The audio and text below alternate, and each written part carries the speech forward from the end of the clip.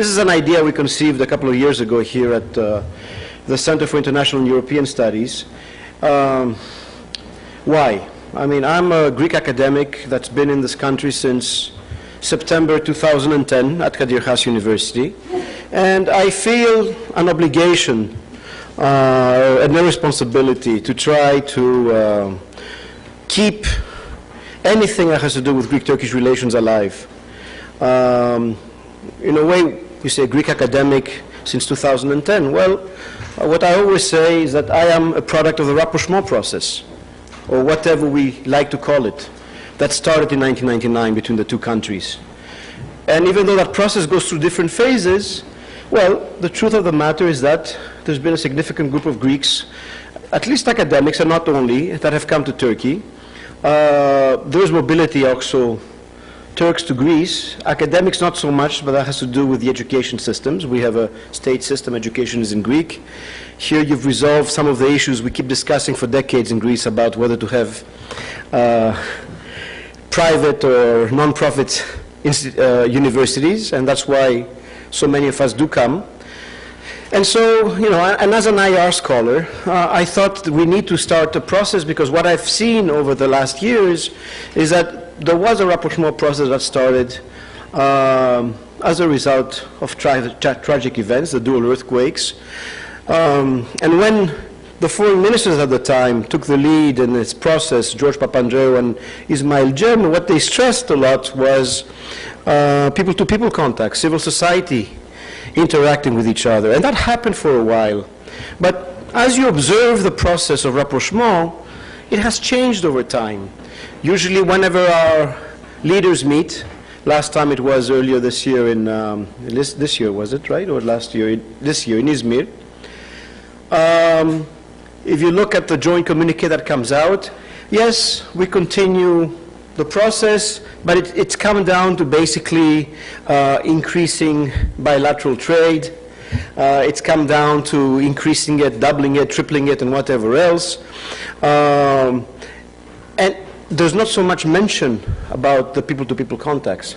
In fact, in 2009, when George Papandreou became prime minister, his first trip was in Turkey. It was a visit because there was another multilateral meeting happening here. But he made a few statements, but he never mentioned people-to-people contacts. He talked again about the trade aspect, which is significant. But what you've had also is, over a period of time, those that were involved in the initial phase of the process, and we're talking about 17 years now, have either, you know, passed away. One of them was Mehmet Ali Birand, who passed away, and he was instrumental, at least, in getting Greek and Turkish journalists to discuss issues of mutual interest. Or slowly they do meet, but they do not necessarily interact with other generations. And so as an educator, I thought, well, my responsibility would be to try to raise more awareness. And that's why we started this process. And I found some money. In this case, money is always a problem. Ideas, we have many. Money is a problem in order to be able to do projects. And NATO has been a partner for this event and the one in Thessaloniki last year. And we focused on bringing together 22 to 35-year-olds that have an IR background. So, and we have 15 Greeks and 15 Turks in the audience that were selected for this project. And this is a 4-day project. Again, I'm saying this with the audience that's also following us. It's a 4-day project going to be held here at Kadir Has University. This is the only open part of the project. We just thought we'll have an open discussion. Later in the afternoon, there'll be the 30 of you together with our trainers and others. And so the idea is to discuss a variety of issues that either have to do with Greek-Turkish relations, that either have to do with the wider security environment, and it's a very interesting one, since we live in interesting times, to do together some sort of peer-to-peer workshop whereby we might come up with project ideas for the future, and when one goes back to their daily lives, at least some of what we did here, whether it's friendships, whether it's partnerships, or whatever, continues somehow to impact on our lives later on. And that's how you build a network. And my idea is at least to do this for at least 5 years, or 6. And if every year I bring together 30 people, and if I can more, as I said, funding, if anyone has ideas for funding, I'm more than welcome to listen to them. Well, over time, you do this for over 5 years, 30 people, 150 people, even if 10 of you keep this up, I've done my job. And that's the basis, the basic idea behind this. And so, yes, we've set up a 4-day program where we will have, for example, there will be a discussion tomorrow by 2 alumni from last year's event. 2 alumni from last year's event. That a Greek and a Turk that will be talking about their experience and really whether this has affected them or impacted them in their daily work. We will have a meeting on Friday at the Columbia Global Center where Ipek Cem, the daughter of Ismail Cem, is very active in Greek-Turkish relations. She's a director of the Columbia Global Center. Actually, earlier this year, she established together with George Papandreou the Cem Papandreou Award. And the first awardees were people involved, whether from the business sector or other sectors, in enhancing Greek-Turkish relations. And so we'll have a meeting there with members, Greek and Turkish members of the Greek-Turkish Forum, which is one of these formats that has been alive for a long time, a close group of individuals from Greece and Turkey, and actually in Cyprus as well, both sides, the north and from the north and the south, the Turkish Cypriots and Greek Cypriots, that try to influence the political process. We discuss among each other, and if there's anything interesting, we try to pass these ideas on to policymakers. And actually the Cypriot chapter has been very, very active, and a lot of the people involved in the Cypriot chapter are very much involved in the negotiations going on right now. We'll also be having a meeting on Saturday with journalists to talk about the perspective of journalists on relations, and all the while we'll be getting to know each other and training and so on. Now, it just so happens that, you know, in a way, it's not only coming to Turkey and being at Kadir Has University, but I'm more or less blessed because I have colleagues in my department, not only, that are very much knowledgeable about Greek-Turkish relations or interested in. One of my other colleagues, Professor Kostas Ifandis, who just walked in, is part of the department as well. So is the rector, Professor Mustafa Aydin, who he and Kostas Ifandis had written, co-edited a book. When was it, Costa? 2004, and it was really the first co-edited volume by a Greek and a Turk on Greek-Turkish relations. So there is a long-standing tradition we've all brought in, and now we've all come to this place, this beautiful glass house called Kadir Has University, where we can continue doing our job. And so one of the things that we thought of doing this time, we will get to the discussion between Kostas Ifandis and Mustafa Aydin in about an hour, but I was working with a Turkish colleague who's not here today. He's setting up another event that's starting tonight elsewhere, a survey, an elite survey of Turkish public opinion, of Turkish elite opinion regarding Greece. And how did this idea come about? Because actually, Kostas Ifandis and I, 2 or 3 years ago, we applied. There was a call from the Hellenic Observatory at the London School of Economics to do a proposal on Greek foreign policy, and we came up with this idea of a study of Greek elite and how they think about Greece and the world and Greek-Turkish relations. And those results were made public in November 2014, and it was an elite survey of Greek elites, and I thought it'd be nice to also have a Turkish elite survey. And then we can talk later about what this actually means and so on. So we have pretty comparable results. And so we just thought we'd bring this in, because this might also shape our debates and discussion. And this is actually the first time that they're being presented. We will have, I think, the university's planning for a presentation maybe in a couple of weeks to the press But when I did my research with my colleague Cihan Daroglu, we were not thinking about the press. Our job was to try to come up with results and see, as analysts, as academics, how we can use this. What do we understand about relations between the two countries?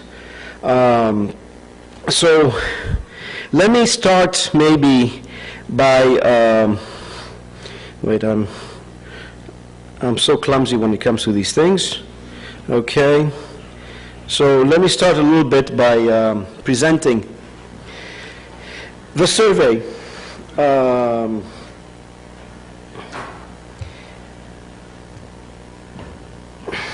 Oops. No, what am I doing wrong? Yeah, I have to open it. Turn it around, of course. Thank you. I don't like PowerPoints. And actually, when I teach, I prefer to draw on the board and erase, because I hate it when my students put up their phones to take snapshots, thinking that they got all the notes from that. This new tendency, I hate it. So I prefer to write, students to listen. Some of them are here, they're smiling, I know. And erase and go on. The visual is important, but I don't use the PowerPoint so much. So this is an elite survey, and we focused on 6 categories of elites. Businessmen, and it says there, members of TUSIAD, TOB, MUSIAD, TUSCON, when they were around, some of these organizations. But anyway, journalists, diplomats, the military, politicians, and academics and think tanks. So we focused on 6 categories of elites, and this was basically modeled after the Greek survey, but we focused on the Greek elites in these categories. And it was hosted by Infacto Research Workshop, a pretty reputable polling organization run by Professor Emre Erdogan. And there were 2 launches, as you can see here, and again, the research team. Now, the results are important. Okay, according to Emre, to Infacto, anything over 6-7% is okay. But you know, you can see that to how many people we sent questionnaires out to, what the percentages were. And so what we did is we have the academics stand alone, the military stand alone. We grouped together the diplomats, the journalists, and the businessmen, and we took the politicians out. There were no responses. And I'll get to this at the end as to why there might have been no responses. And you will see that in contrast to the first survey, this is the survey I was talking to you about, the one I did with my colleague Kostas Ifandis, and actually the survey was presented on the 17th of November when we finally put it out there and it was published. And this was also hosted by Kappa Research, which is another company in Greece that does a lot of polling, right? But in the Greek survey, we had much better response rate, actually about 41%. And in the Greek survey, we actually kept each category on its own as we were analyzing, right? But I'm just saying this just for background, and even though I'm going to present right now basically most or some of the results of the Turkish elite survey, there will be times during my presentation where I make some references to the Greek survey, because there are some things that are interesting because some of the questions were the same. And of course, this survey talked about basically divided into 3 parts: Turkey's position in the world, Greek foreign policy, and Greek-Turkish relations, or Turkish-Greek relations. Well, so let's go quickly over some of the questions. Remember, this is not a public opinion survey. This is an elite survey, right? Do you believe that Turkish foreign policy can influence international politics? Well, a vast majority, one group, the yes and the rather yes, agrees among the Turkish elite. And by category, but we'll go through this quickly. Then, whether Turkey can influence international politics with the quality of its ideas and its commitment to international law. Divided response, 41%. By the way, when we did this comparable question in the Greek survey, it was much higher. From the Greek perspective, a small country, a medium-sized country, depends on these things more, right? It makes sense as to why. Turkey can influence international politics because of its membership in several international organizations. Well, you see the results, 65.7% of the respondents said yes, as opposed to 21% which disagreed. Turkey meets the international obligations deriving from its participation in the UN, NATO. Again, 57% yes, a quarter say no. To what degree do you believe that global concerns, and we've stated some over there, concern for Turkish foreign policy? Well, a great majority, 3/4 of those surveyed said yes, to a great degree.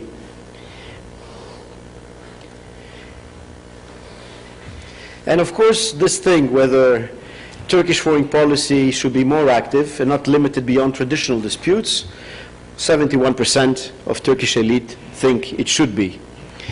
I think it also reflects public opinion tendencies and polls, but this is more or less our responses. Have the principles of Turkish foreign policy and the influence of the country been influenced due to the Arab Spring, and to what degree? 71%. Of course, when we designed the survey, the political context was a bit different here. There was a prime minister and his principles being applied. But anyway, right? So we were thinking a lot of Ahmed Davutoğlu at the time, but this is more or less what the elites think. And then some other questions. Is Turkey distancing itself from the West and moving? Elite opinions suggest that to a large degree, yes.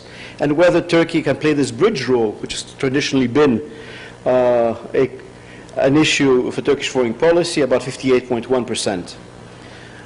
Now, when we started moving towards questions dealing with Greece, Greece is a strategic partner of the US. These are Turkish perceptions, right?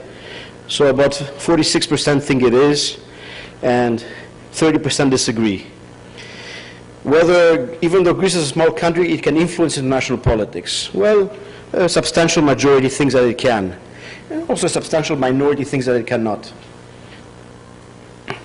It's an important EU member state. Well, about 50% think it is.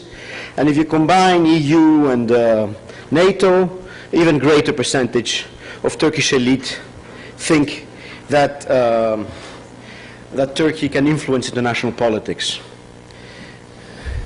Basic questions about the economic crisis. We did not go on, we did not explore whether and to what extent, positively, negatively. There were just general answers. So 84% thought the crisis has impacted, and it has impacted also on the prestige and influence of the country to a large extent. Interesting question, and I'll get to this towards the end. Does Greece have any alternatives other than the EU? Overwhelmingly, Turkish elite think no. Overwhelmingly. Turkey can play an active role in reducing the EU's energy dependence. We asked a question about energy, which we did not have in the Greek survey. Yes, but interestingly enough, this is a positive thing, Turkish elite also thought that Greece can play an active role. A refugee crisis, we did not have this question in the Greek survey. It was not really on when we started, when we sort of formulated the questions. But here, as opposed to the energy question before, yes, Turkey is playing an active role, and Greece is not at all. So problematic a little bit, right? 12% think that Greece is actually playing an active role, and 41% do not think so. So whether Turkey is a constructive player in the resolution of the Cyprus issue, 52.3% of Turkish elite think it is. Is Greece obstructing the resolution? 72.7% think that it is. And these are interesting times because, you know, are we going towards an endgame to Cyprus or not? There are meetings scheduled for early January to see whether we can actually have a solution. Here's a comparative question, because when we say Turkish elite, it's from the Turkish elite survey, and the Greek elites from the Greek elite survey.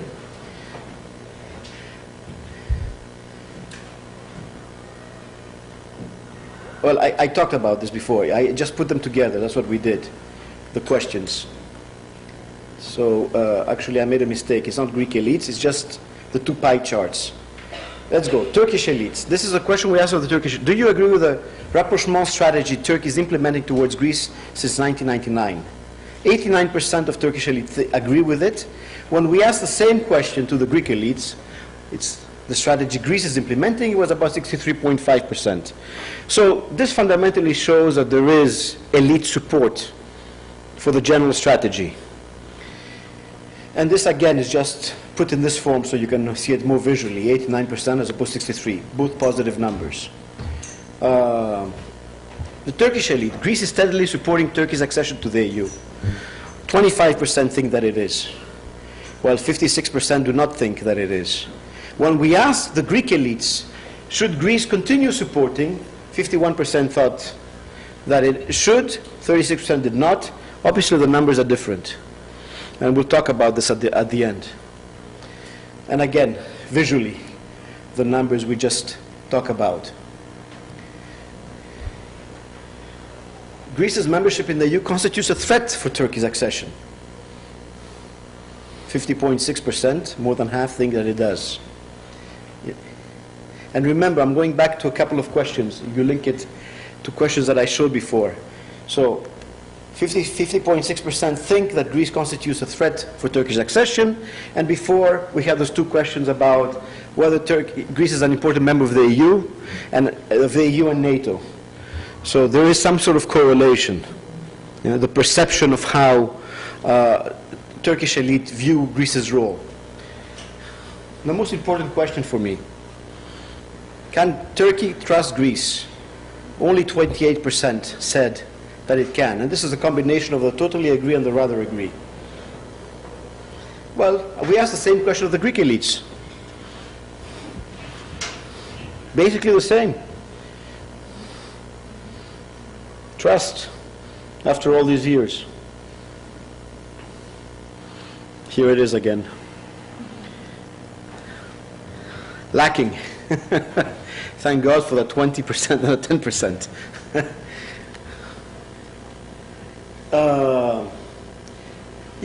These were comparable questions we asked.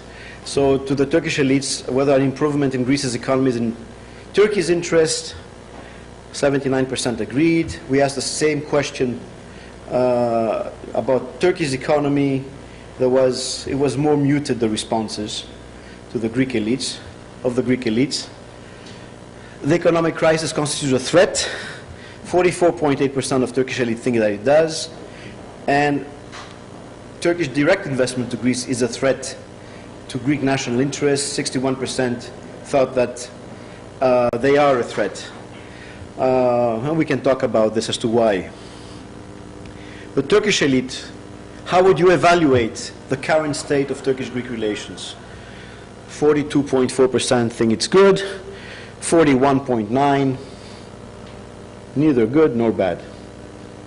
And almost comparable results, I would say, when we ask the same questions to the Greeks. 34.7% think that it's good, but 47% think it's neither good nor bad. Interesting question here. How important is the resolution of the Cyprus issue for the improvement of bilateral relations? Well, if we add the extremely important, very important, rather important, we get those those figures, right? 95.9, 92.4. Well, there we think alike. We think alike on this. Do you think there could be a crisis between Greece and Turkey over the next 5 years? When we asked this of the Turkish elites, well, we saw which responses sort of tend to dominate. And we asked the same question of the Greek elites, more or less comparable numbers. And which of the following is most likely to cause a hot crisis? Well, we gave 5 variables. So they were a bit different, and I'll explain to the Turkish elites, a bit different from the ones we gave to the Greek elites. So the Aegean issues, the Cyprus issue, energy resources in the Eastern Med, Thrace, and refugee issue. And we see the predominance of the Aegean issue, right? And then maybe the energy resources, the Eastern Med. And it's very interesting how the refugee issue is sort of creeping up. Now, when we asked the same thing of the Greek elites, we only had 4 variables. an internal crisis in Turkey, Cyprus, Thrace, and the Aegean. And I think it also has to do with how we view things. Aegean also means what's happening in the Eastern Med for Greece. So the numbers are more or less comparable. We did not look at the refugee question in our questionnaire, but an internal crisis is also something in the Greek psyche and in Greek, when we analyze Turkey, usually when there is, crisis is a very wide word. The changes in Turkey right now, that could also be considered a crisis. So if we put this in the context, of what is happening today, this is a very interesting answer. How to interpret Turkish policy in general. And this is a slide from another survey. Kadir Has University actually does a survey every year of Turkish public opinion regarding Greek-Turkish relations, regarding Turkish foreign policy. But there was a question in the survey last year: is there a problem between Greece and Turkey? And these were the numbers, but actually the numbers are comparable to Turkish elite opinions, because if you add the Cyprus, the border problems, with militarization of the Aegean Islands, with political relations, with islands dispute, they sort of add up. Because in the Greek case, we said Aegean in general. So there is some comparison, direct comparison between public opinion and elite opinion. Now, this was, in general, a presentation of some of the results. And soon we'll be putting all this up online, and we'll be also analyzing it further. Now, before I get to some food for thought, a couple of things one needs to consider. There is, how do you explain the reticence? You saw the numbers at the beginning, right? The reticence of Turkish elites to respond, as opposed to a fairly successful sample from the Greek elites. It might be the political climate in the country. But after all, I was being extra careful. We said when we prepared the text, because this is a blind survey. I mean, what we basically ask, there's another question which I didn't put up there, but it is up there. How, when we send this to the elites, they have to self-identify themselves as to which category they fall in. There's no other way for me to know who answered the question, right? It's based on self-identification. So it's a very safe sort of environment. You answer your thing, I do not know. We just get and analyze the results. And I was especially careful, saying, okay, should I show that this is a survey done by a Greek? And we did not even put my name initially. We just said it's a Kadir Has University survey. Because it is, right? It was a text that I wrote in English, translated into Turkish, to present it to them as to wanting with their response. And remember, we did 2 batches, and the second batch just finished, and we had the results also factored in. There I added an extra text explaining what this is about, and I added my name. The results were about the same, the response rate. So it might well be there's a general reticence to reply, or lack of interest, or maybe we are trying to evaluate, because we would like to continue with this, our approach next time. Maybe one has to receive personalized emails, but we'll see. It might be that we approached our audience wrong, but we are also discussing with Infacto on how to improve this. And of course, as I told you at the beginning, the surveys were done at slightly different times, between 16 to 25 months difference, but they're almost parallel, right? But there were no questions about the refugee issue, because we did not consider at the time that it was such a relevant issue. No distinction in the Greek survey between the Aegean and the Eastern Med, but that's how we approach things in Greece, right? And how we approach the Greek-Turkish relations. And also, no question regarding who's constructive or not regarding Cyprus. That's because, I was thinking about it today, I think that's also because of how we approach things, The Greek discourse has been, Cyprus decides, Greece supports. So it's not about being constructive. We're being constructive because we support. It might be changing now as we enter into negotiations, but the Greek discourse for over a decade has been that. So it's not a question. We're being constructive by supporting and by not interfering. So there was no reason for us to ask the question of the Greek elites, as opposed to asking the question of the Turkish elite. The perspective is slightly different. But other than that, some food for thought. And these are my takes. Low levels of trust, right, on both sides. Strong, relatively strong support of the rapprochement for the rapprochement process among elites in both countries. The overwhelming importance of the Cyprus issue for both sides for the resolution of bilateral issues, right? The question was not about supporting a resolution to the Cyprus question, is how important it is in the resolution in helping resolve Greek-Turkish relations. And this was the same question posed to both sides. The potential, we saw it, of energy as an area of cooperation. With a question we asked the Turkish elite, and they were positive also about Greece's role. So potentially there might be something there we need to assess or analyze. But then the refugee crisis potentially could be troubling. Of course, the refugee crisis is unfolding. We have the whole EU-Turkey deal up in the air. We do not know whether it's what its finalité is going to be. So it's an issue that's evolving, that's in the news, and that could also affect response rates. And of course, the question that we had in the Greek survey about the four criteria: the Aegean, the Cyprus issue, developments in Thrace, and an internal crisis in Turkey. And as I said, the word internal is a wide word, meaning anything that has to do with the political climate in Turkey and how that has an impact on Greek-Turkish relations. Well, it's interesting. Had we done the survey now, I think that would be even greater. But it's still, if you go back to the Greek results, it still is a pretty significant factor of the responses. After the Aegean, it's an internal crisis in Turkey. Okay. Now, strong suspicion among Turkish elite regarding Greek membership in the EU and Greek support to Turkey's accession bid. In Greek, the discourse is that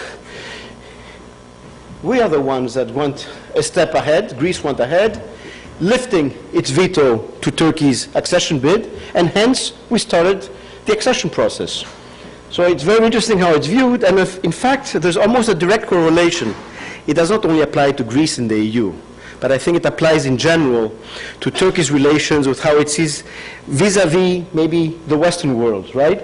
A direct correlation, we go back to the questions between the perceived role of Greece in the EU and its lack of alternatives, and Greece's need for a greater international role and distancing from the West. Also, regarding the resolution of the Cyprus issues, Turkish elites perceive Turkey to be a constructive player, but while Greece is not perceived to be one. We have to keep that in mind. And again, there's almost same responses in a sense. If there were to be a crisis between the two countries, well, if the Turkish elite think the Aegean disputes would be the ones leading probably to a crisis, or the energy issue in the Eastern Med, well, I told you before, we've bunched those things in the Greek survey. And so there is that comparable. Now, and of course, the other factor, if you think about it, that okay, a rapprochement process is at one, and I'll talk about this in a second. But actually, pretty high numbers suggest that they're neither good nor bad. It's some sort of, continuance of a status quo. We're in a rapprochement process, but fundamentally nothing has been resolved. Fundamentally nothing has resolved, right? And this is numbers you saw, the Greek numbers, the Turkish numbers first. Turkish elite numbers 41.9% to 47% by the Greek elites, while the same sort of minority, give or take 5 percentage points, consider them to be neither bad nor good, to be bad or rather bad. And so I was thinking of a term, because one of the speakers, the participants of the forum we listened to on Friday, Ambassador Volkan Vural, I remember in a discussion, had said we are not. And he knows the relations pretty well, that we are not in a rapprochement process. We are not, because the rapprochement process is probably a misnomer. What France and Germany have going is a rapprochement process. Right? There is a treaty, a friendship and cooperation, and there are structures in place to keep the rapprochement going, an obligation by the two sides to keep the rapprochement going across generations. We call it rapprochement, for lack of a better word, but if you put everything together, I came up with the term cold peace. It's not a novel term, but maybe we are in a period of cold peace. in that the two countries, since 1999, not necessarily rapprochement, some potential interdependence, and some of the economic questions and others, energy, might suggest that, an unwillingness or an inability to resolve outstanding issues. When I ask Turkish or Greek diplomats, active or retired, whether Turkey, I ask the Turkish diplomats, or whether Greece, I ask the Greek diplomats, want to resolve the Greek-Turkish issues, I never get an answer. I ask a very simple question. Do we want to resolve it? We can talk about it. I'm sure our diplomats have the plans. It's political leaders to agree. But do we want as countries? So maybe the neither nor is the best approach. And of course, it's an interesting thing about Cyprus. Not only the importance, but the importance of Cyprus in resolving Greek-Turkish relations, which means it's like passing the buck. You know, if the Cyprus issue is resolved, then that might help us. So you're sort of passing responsibility on to someone else. I mean, these are my takes as I was going through this, and one can go through different takes, right? And I think these are relevant because, again, there's also, maybe when we have our session with the journalists, we get another different perspectives, but it's also important given the fact that over the last month or so, a bit more, there is, at least in the Greek press, in Greek public opinion, in the reaction of the Greek Foreign Ministry, heightened interest in what's happening in Turkey. And because Greece feels targeted. So whenever there's a mention of the Lausanne Treaty, it impacts directly on Greek-Turkish relations because of its importance in the context of Greek-Turkish relations, right? It's not a question of how nuanced that was. Yes, there was a mention, but it has to do with something else. That could be. So in the Greek press, you hear more and more about this. And also now, as we are coming, as I said, to the finalité maybe in Cyprus, very interesting debates are taking place.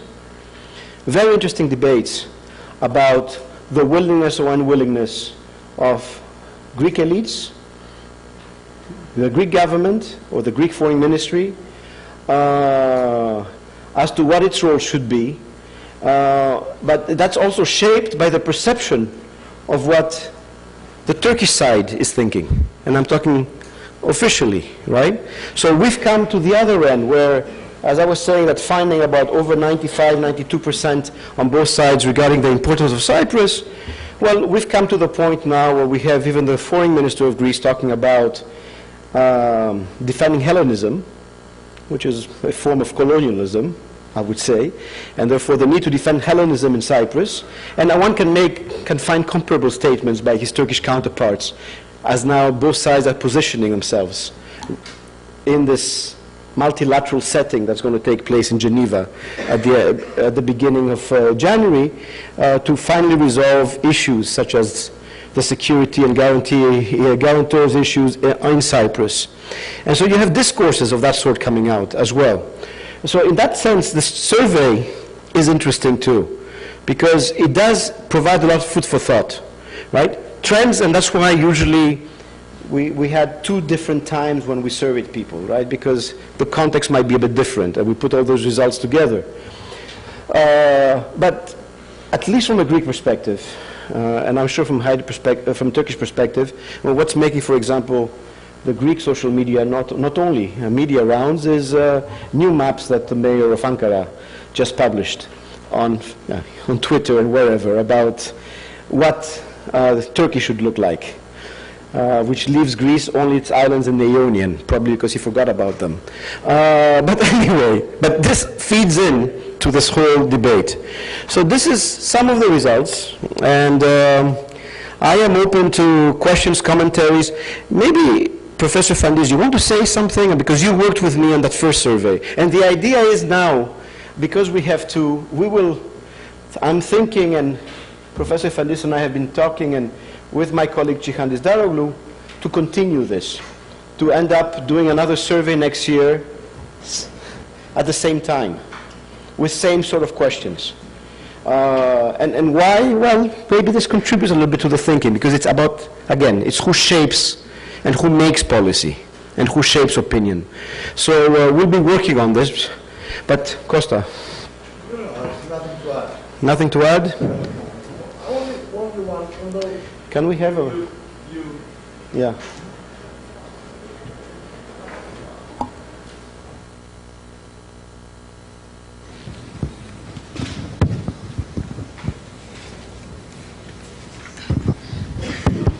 Yeah.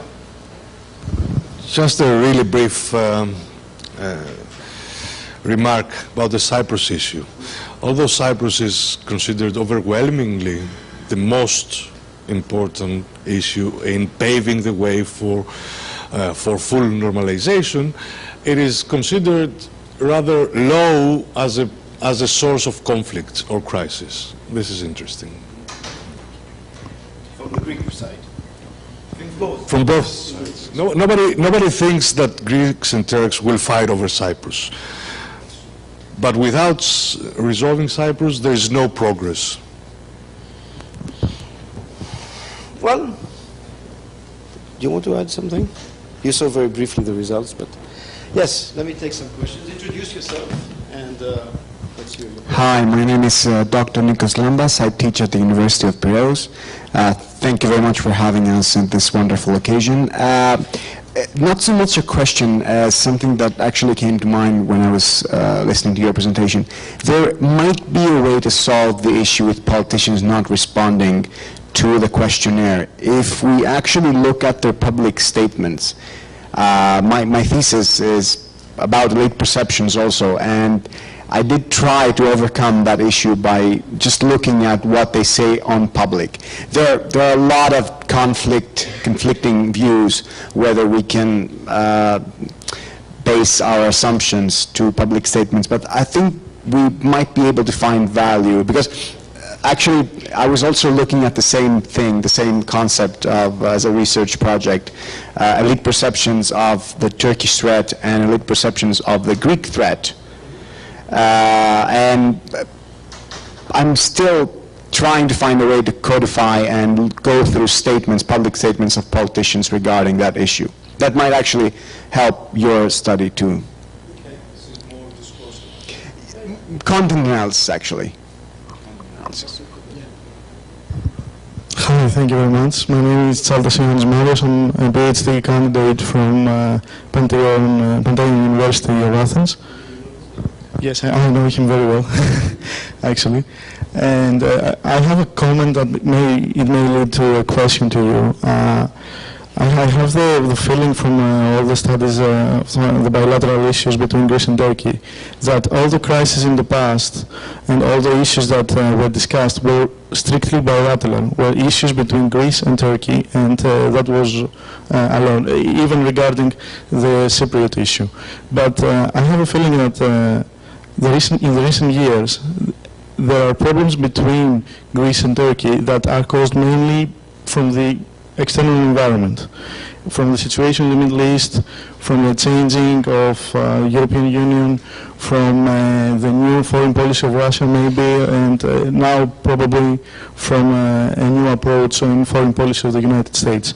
I would like a comment on that, on whether are we passing to a new phase of bilateral issues between Greece and Turkey that are not initiated by these two countries.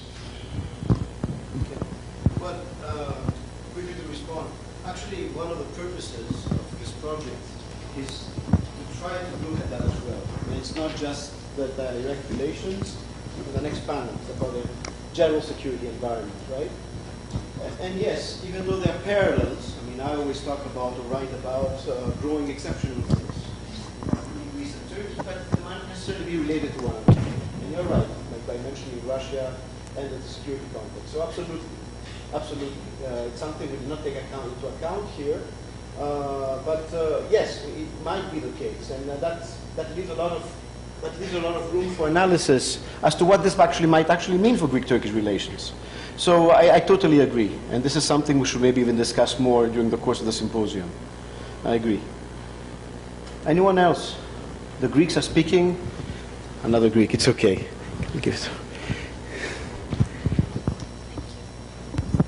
Hello, my name is Cristina Valenza. I'm from the Dimitrios PhD candidate from the Dimitrios University of Thrace, and I'm a partner with Chatham House in London.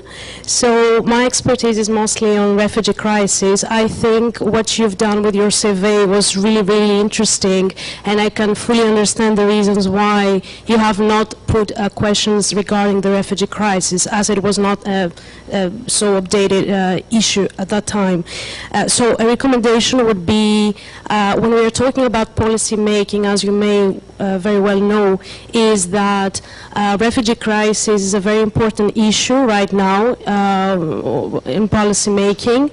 So just a suggestion, it would be that it's an issue which has and is gonna, in my opinion, influence Greece and Turkey relations. So I think that issues such as refugee crisis and security or securitization of asylum within the EU-Turkey deal would be, I'm just like giving you some ideas about the potential next survey for the university.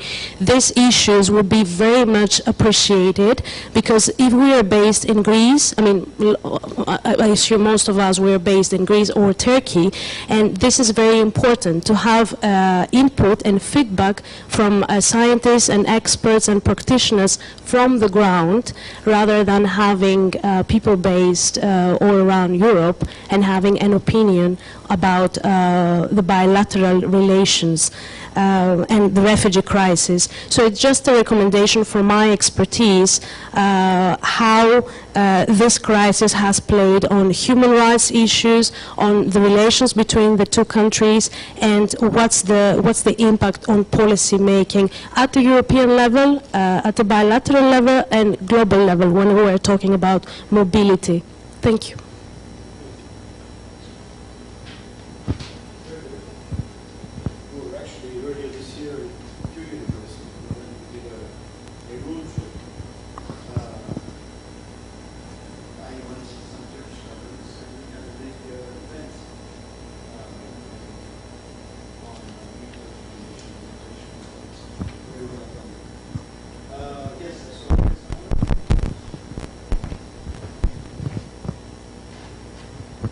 Thank you for the presentation. Damla Cihangir Tetik from Sabancı University. I had also my master's in Greece in the University of Athens in 2008 and 2009. So when you talk about the conclusions, actually I was still thinking that we are in the rapprochement period, but the term cold peace, I think it's really interesting and an important term that we have to think both sides, because during 1999, let's say the founding fathers or the both elites of the both parts were thinking that Turkey will be part of the EU family at the end. So they were thinking this rapprochement will continue with the Turkey's membership to the EU. Therefore, they actually didn't push for so much cooperation after 10 years, let's say. You can also compare after 2009 or after 2011, the relations seems changing. So maybe you can add, this is also a comment, or if you think about this, in the next survey, you can add the question of how do you think Turkey-EU relations is impacting Greek-Turkey relations, and the opposite, or the, openly you can ask clearly maybe the possibility of the end of the Turkish-EU relations, how would this impact then Greek-Turkish relations? I think this is very important, because both sides, not only elites, the public was also thinking at that time membership will lead more cooperation, but now the things are so changing so quickly. Thank you.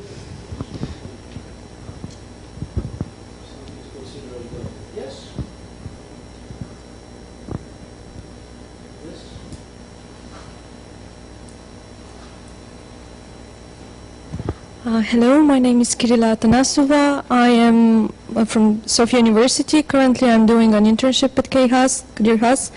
And as a bystander, mostly I'll make a comment because I'm Bulgarian. And actually I was not surprised by the lack of trust between the elites, Turkish elites and Greek elites, because I think that here in the Balkans we have this issue of not trusting the neighbors. And maybe you can also put the Greek-Turkish relations in the context of the Balkan countries' relations. And because everything that these relationships are, it derives from the lack of trust and also the prejudice of the people on the Balkans towards the neighbors. And congratulations on the survey, it's really interesting, and thank you very much.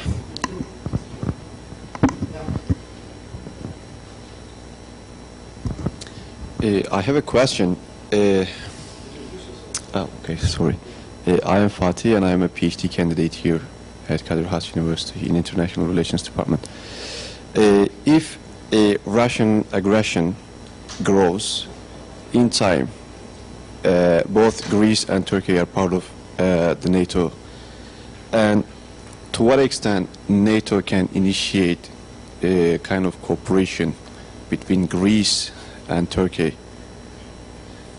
if we are going to have a possible threat from Russia?